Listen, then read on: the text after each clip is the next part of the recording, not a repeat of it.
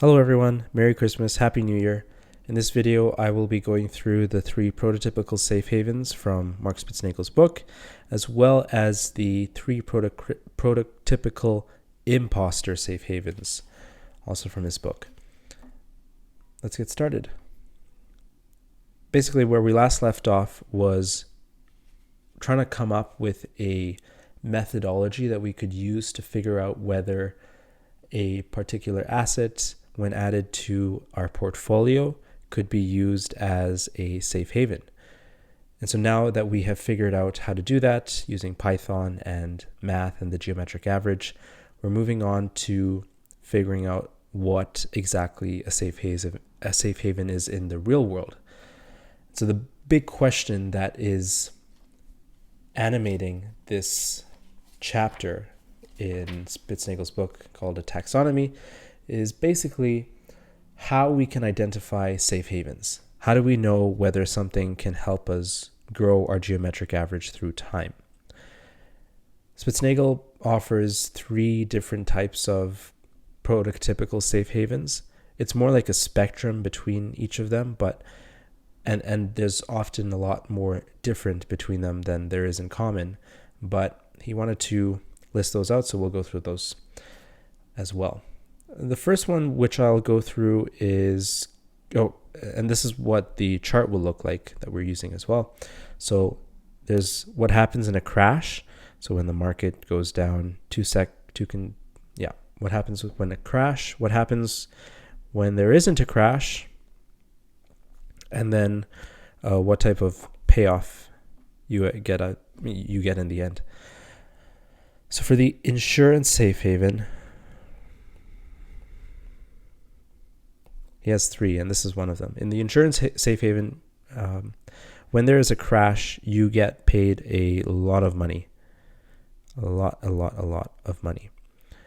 That's just how it is. When there is no crash, you're going to have to pay some money for that. And we did this with the coin and the dice, or with the dice games, where you separate your wager into 91% and 9%. So this is the same thing.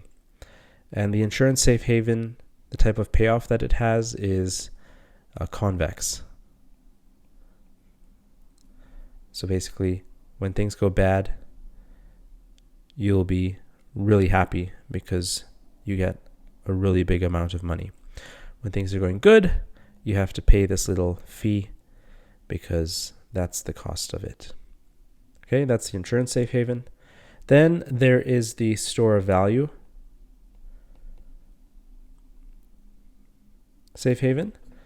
And this is similar to what we did at the beginning, where with the dice, where we would separate our bet into 60 and 40%, or separate our net worth into 60 and 40%, and then only bet using the 40% and store 60%. So in a crash, a store of value will generally either pay you nothing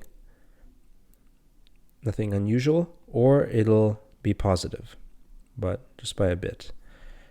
And the example that Spitznagel gives is this instrument or asset that gives him 7% no matter what happens to the S&P 500. I don't know what that could be referring to. I don't think government bonds pay that much, so who knows. Anyway, in a crash, a store of value will maintain its value, or it'll pay you a little bit. So the example that he gives is an asset that will pay you 7% when there's a crash, and it'll also pay you 7% when the market is going up. So not much happening here. Can also go down in value. And perhaps this refers to inflation, where if the market is going up in value and you are using the US dollar as your safe haven, then as the market is increasing in value or in price, the value of your safe haven is going down because your US dollars are becoming more and more worthless.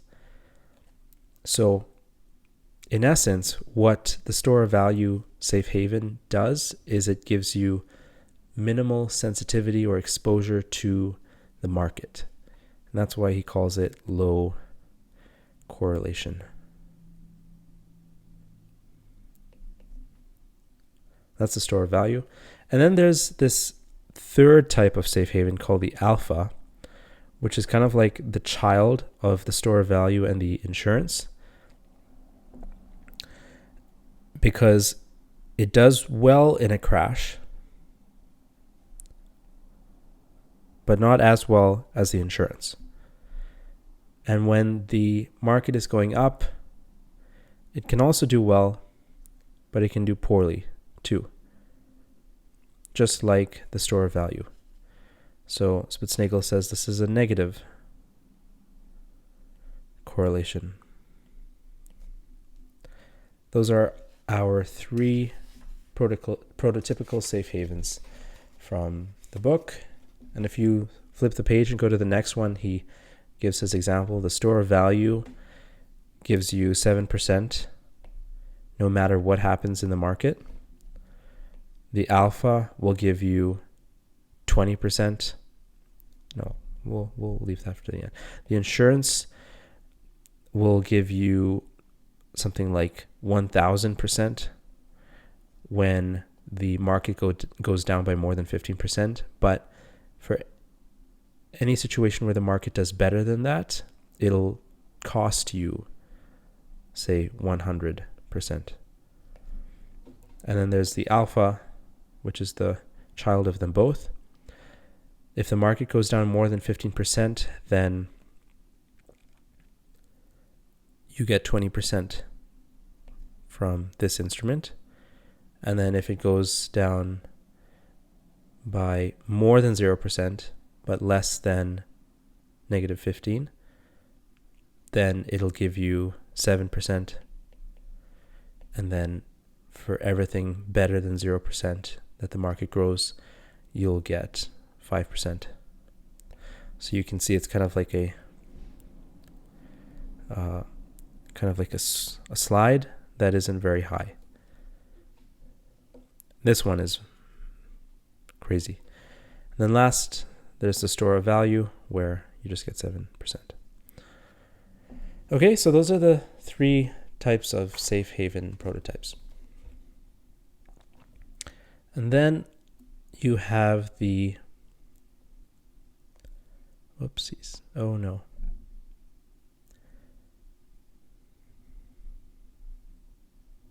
And then after that, you have the safe haven imposters.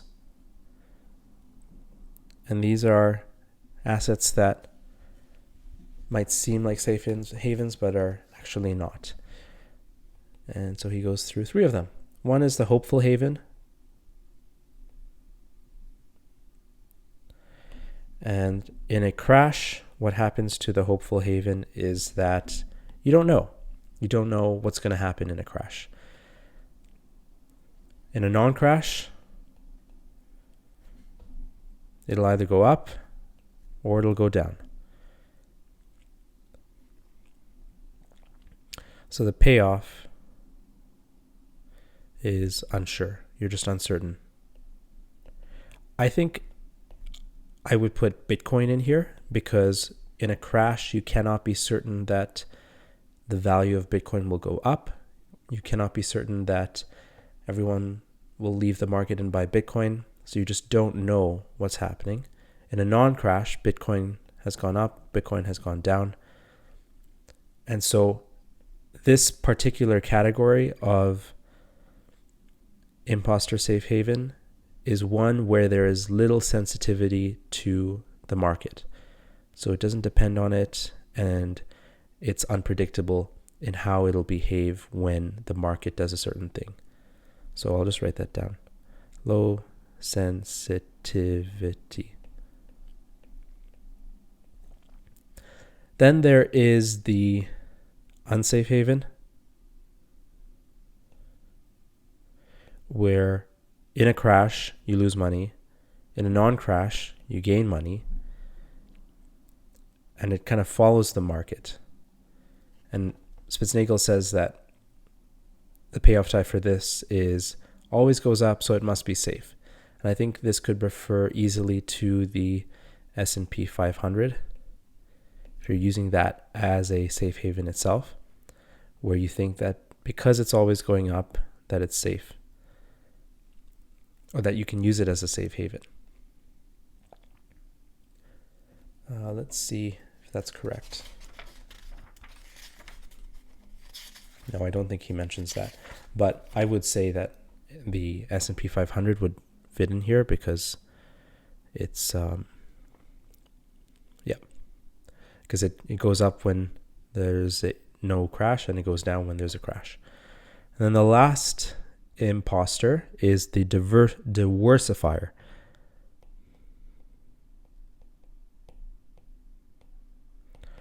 And this is one where you're not actually getting a safe haven.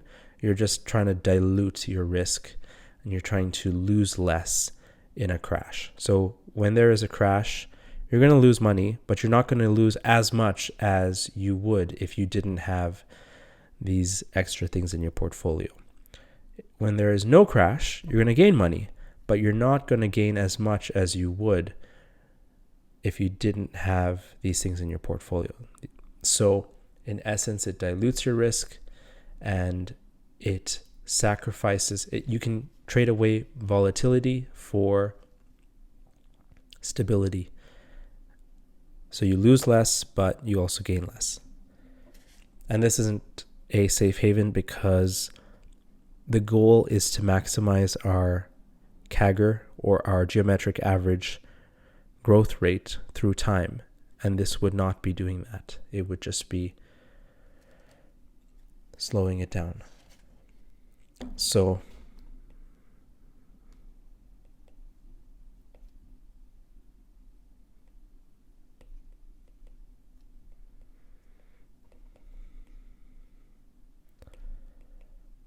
those are our 3 prototypical safe haven imposters.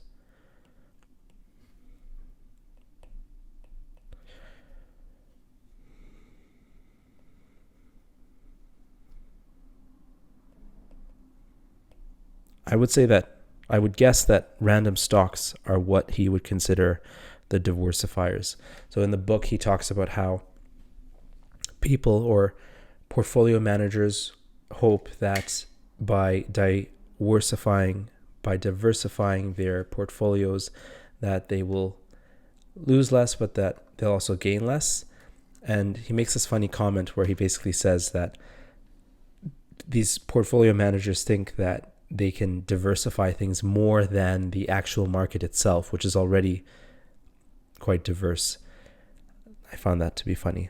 So I would guess that random stocks that portfolio managers pick would be an example of the asset which they would put into a portfolio to try and make it diverse and thus lower the volatility of the portfolio itself in exchange for losing less but also gaining less.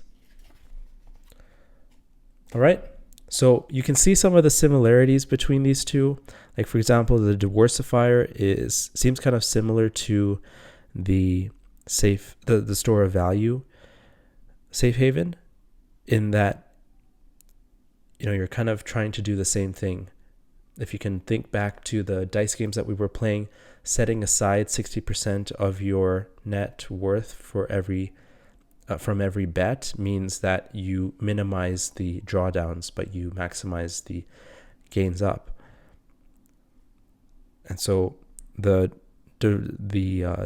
diversifier tries to do something similar, except it fails, because while it does minimize drawdowns by a bit, you don't get those explosive gains, which would make up for it and which would make it worthwhile. I guess the hopeful haven would probably be similar to the insurance and the alpha, in that you hope that when there's a crash, things will do really well. but you just don't know if that's going to happen or not. And Bitcoin is a perfect example of that. Everyone has been saying that Bitcoin prevents inflation or is a good hedge against inflation, but when you look at how it behaves when inflation is happening or when a crash is happening, you see that there's actually very little responsiveness between inflation or the crash and Bitcoin's price.